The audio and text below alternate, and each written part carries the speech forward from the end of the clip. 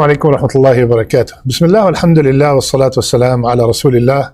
اللهم علمنا ما ينفعنا وانفعنا بما علمتنا وزدنا علما يا أرحم الراحمين. We ask Allah Azza wa Jal, teach us what benefit us from what you taught us, and increase us in knowledge.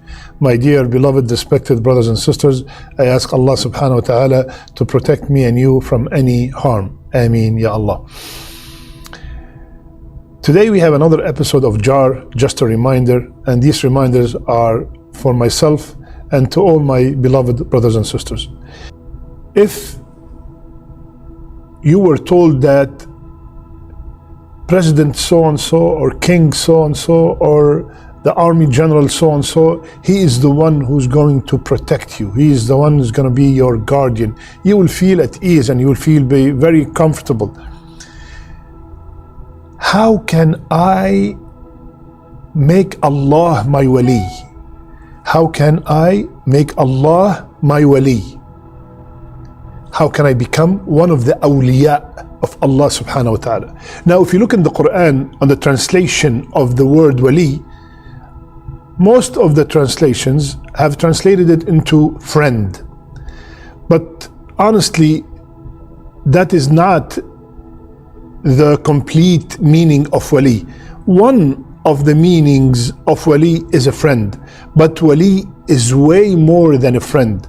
Wali is a guardian, is a protector. Wali is, subhanallah, yani Allah subhanahu wa ta'ala, waliyul ladhina amanu. Allah is their wali. It's really one of those words in Arabic that you cannot find just one exact word in English as a translation. So how can I become a wali from the awliya of Allah subhanahu wa ta'ala? Allahu Akbar. Listen, my brothers and sisters, for these few steps inshaAllah ta'ala, and bi-idhnillah, we will become awliya of Allah Azza wa Jal. First, Allah subhanahu wa ta'ala himself described who are the awliya in Surah Yunus, ayah 62 and 63. When Allah subhanahu wa ta'ala said, أَلَا إِنَّ أَوْلِيَاءَ اللَّهِ لا خوف عليهم ولا هم يحزنون. Who are they, Ya Allah? الذين آمنوا وكانوا يتقون. Allah said, definitely Allah's awliya have nothing to fear nor to grieve. Who are they? These are the ones who have Iman, they believe in Allah, strong belief in Allah, and they have taqwa of Allah Azza wa Jal. So the first thing is to have Iman and taqwa, a strong belief in Allah subhanahu wa ta'ala, in His attributes, in His names, believing that Allah subhanahu wa ta'ala is the all-hearing, is the all-seeing, is the all-merciful, is the all-powerful, believing that Allah subhanahu wa ta'ala have sent messengers with Muhammad sallallahu alaihi wasallam being the seal of prophethood. There's no more messengers coming. Believing in all the books that Allah has revealed, believing in the angels, believing that there is a day called the day of judgment where I will be standing in front of Allah and I will be reporting about everything that I did, believing in the destiny that everything has been decreed by Allah subhanahu wa ta'ala, a strong belief in Allah, and having taqwa of Allah, being muttaqi. الذين آمنوا وكانوا يتقون, and they have taqwa of Allah, they have fear of Allah in public, they have fear of Allah in private, they have fear of Allah in everything they do, in all their treatment to others. They have fear of Allah subhanahu wa ta'ala in their business. They have fear of Allah when they are educating in any field that they master or they work at. They have fear of Allah subhanahu wa ta'ala. They do not sell haram, they do not buy haram. They have fear of Allah subhanahu wa ta'ala. So first, Iman and taqwa. Iman and taqwa, to become one of the awliya of Allah Azza wa Jal. Second, reading and pondering upon the Quran. Not only reading. My brothers and sisters, we concentrate a lot on reading. We concentrate a lot on memorizing. We concentrate a lot on listening. These are all means. They are all great. Don't get me wrong. They are all great. But they are means to get to the goal, which is tadabbur of the Quran, the pondering, the contemplation upon the words of Allah subhanahu wa ta'ala. Reading the Quran with tadabbur, with pondering, it will change everything. I will treat every single verse, every single ayah, I will treat it as it is a message from Allah to me. You know, when you get a message, when you get a letter from a person that you love so much and you respect so much, and he is very famous and very important, you will be honored. You want to translate that message. You want to make sure you understand that message. Every ayah in the Quran is a message from Allah to humanity, to me, to you, to every single one of us. So we have to treat the Quran as messages from Allah Azza wa Jal to us. And in the Quran, there is, subhanallah, an answer to all our worries, to all our questions, to all our doubts. وَكُلَّ شَيْءٍ فَصَّلْنَاهُ تَفْصِيلًا. And everything we have detailed in complete details. My brothers and sisters, dedicate. Reading is excellent. Read the Quran, but dedicate a part of the day, a part of the week, whatever you can, to understand and ponder, tafakkur upon the ayat of Allah subhanahu wa ta'ala. Why is that one of the reasons that to become a wali? Because when you read the Quran with tadabbur, you will increase your love to Allah subhanahu wa ta'ala, and that increase of love will increase the obedience and staying away from what Allah has prohibited, and that will elevate you to become one of the awliya of Allah azza wa jal. Second or third, increase the amount of nawafil, the optional ibadat. We all know that the fard, all the pillars of Islam are an obligation upon every Muslim. Beside that, we all have to do the obligation, right? Beside that, we are talking now about nawafil, optional. Every fard has an option. Salat, the fard salat that we know, Fajr, Dhuhr, Asr, Maghrib, Isha, they have optional salat also. The Siyam, the fasting of Ramadan, there is optional fast of the Monday of Thursday, the 3 white days. The Zakat, there is optional Sadaqah. You give charity to anybody that is in need. The Hajj, there's an optional Umrah that you go and perform. Increase the optional ibadat, the Qiyam of the Layl, the performing Salat al-Qiyam at night. Reading the adhkar, reading the Quran, going to visit the sick, to calm someone who's going through hardship. Increase the nawafil of the ibadat. That means if anytime I have some extra time on my hand, I get up and I pray a few rak'ahs for the sake of Allah subhanahu wa ta'ala. Increase the amount of the nawafil. Allah subhanahu wa ta'ala in the hadith al-Qudsi, وَمَا زَالَ عَبْدِي, and my slave, my servant keeps coming close to me with the nawafil until I love him. We come close to Allah with performing these nawafil, and then we gain the love of Allah subhanahu wa ta'ala, and that is the ultimate goal, is to gain his love. Fourth, remembrance of Allah Azza wa Jal, constant dhikr of Allah subhanahu wa ta'ala. Ya Allah, one of the most beautiful rewards of dhikr that really shakes my heart is when I hear, or when I know for a fact, because Allah mentioned it in the Quran, is when I know that every time I remember Allah, Allah remembers me. Ya Allah. How great is that, my brother, my dear sister?